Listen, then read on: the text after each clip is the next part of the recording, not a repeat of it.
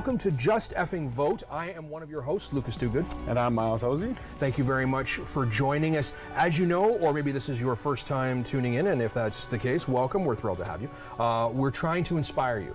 If you are under 35 and you haven't voted yet, why? Why? We need you to get to the ballot box. We need you to vote. We need you to exercise that. We have somebody very, very special here today. We're going after topics. You've told us what you want to talk about, and we brought somebody in to talk to you today about the role of an MPP in this particular riding. We have today with us Tina McDonald, former constituency office staffer. I got that right. Thank you very much for joining us today. It's a thrill to have you, as always. Thank you for having me. Anytime. I think Miles was going to dive in right away.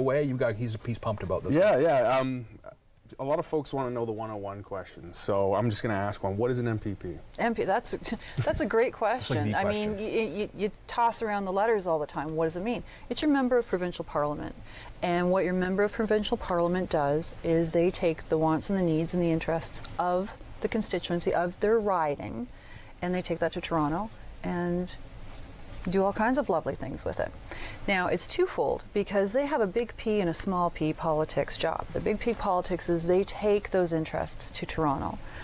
The small p politics is that they're there to take care of their constituents in their riding. So there is a constituency office in every riding, and that is where people come to in order to get some of their provincial issues helped with.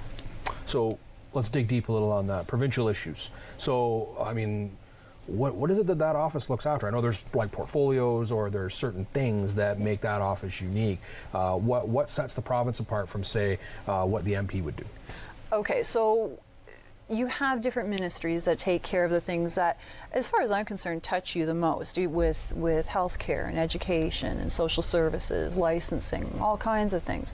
The MPP's office is there to try to help you bridge a gap when you have an issue and you don't really know how to fix it. You give your MPP's office a call, and typically they will walk you through the things you need to do, the things you need to get, the things you need to supply in order to get your problem or your issue fixed. Interesting. Let me give you an example. Please do. So, red and white health cards, which I know that you kept for a very long time. See, they know everything. Isn't that awesome?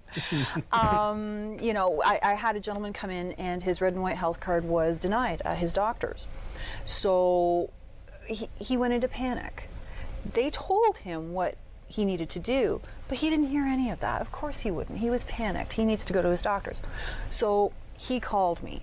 He called the office. And I got to tell you, that was such a joy for me, because it takes a lot to say, hey, I don't know what's going on here, but I need some help. So he called me, and I was able to walk him through, okay, here's the deal. You need to get a new photo ID health card, but you need help with getting your birth certificate. We can help with that. So your role is kind of more or less as like a problem solver. Absolutely, absolutely. That was going to lead me to my next question: is what exactly does a staffer at a constituency office do? What do we do? We listen a lot. We educate, because unfortunately the education I don't know why it's failing. But not everybody knows what an MPP's office can help you with. So there's a lot of being the information runner between the constituent and the MPP contact at all the various ministries. And every ministry does have one. So if you are having issues with, I sent all my stuff to OSAP, but nobody's saying they got any of my stuff, you would come to your MPP's office. They have a contact. They would say, hey, this person sent the stuff. And we unravel a lot of knots in strings. So, and again, just to kind of roll it back to some more of the 101 stuff, how do I go about getting in touch with the MPP's office? Like, what's the best way to do that? Do I knock on the door? Do I, like, where do I begin? So, okay, first thing you can do is you can just go to the office, okay? You can give them a call. If you ever have anything that you're really, really passionate about, write. Always write. But I would always just start with a phone call. Because then we can then tell you, hey, this actually needs to go further. This needs to go to the Minister of Health and Long-Term Care. Can you put your issue in writing? The MPP, at least the MPP I worked for, would always put a cover on that, and we would get that to the appropriate minister. So if you don't know, don't be afraid to ask. Absolutely. Wow. Yeah, absolutely. So we have a little bit of time left, and I really want to hit home. Tell them why are you voting? We want to inspire these people. I want you to use this opportunity to talk to people at home and say, look, you got to get out there. So tell me in your words. Well, I mean, for me, why I get up and go vote is because a lot of people have lost a lot in order to allow me to have the right to vote. I could easily get on my soapbox, and I have on occasion. Please do. But the fact of the matter is that by not voting, you're not using your voice. And as we see all over the world, there's a lot of places that you're not even allowed to use your voice. So by actively not using your voice, it's a bit of a kick. It's another political enthusiast and I quite often get into fights. I always say, if you don't vote, you can't complain. He has other thoughts. But either way, I think that at the end of the day, if you don't vote, then you've just forfeited absolutely everything there is to enjoy about a democratic process. I've got about a minute left, so I am. Let's say I will play the role of the under 35. It's totally believable.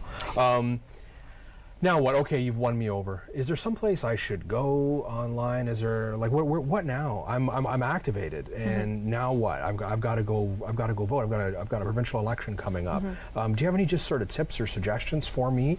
Go to their campaign office. Okay. Go to their campaign office. Just walk in and say hi. I don't know who you are. That was always a lot of fun for me. That's oh, awesome. Really? Let's sit down and chat, No shall kidding. we?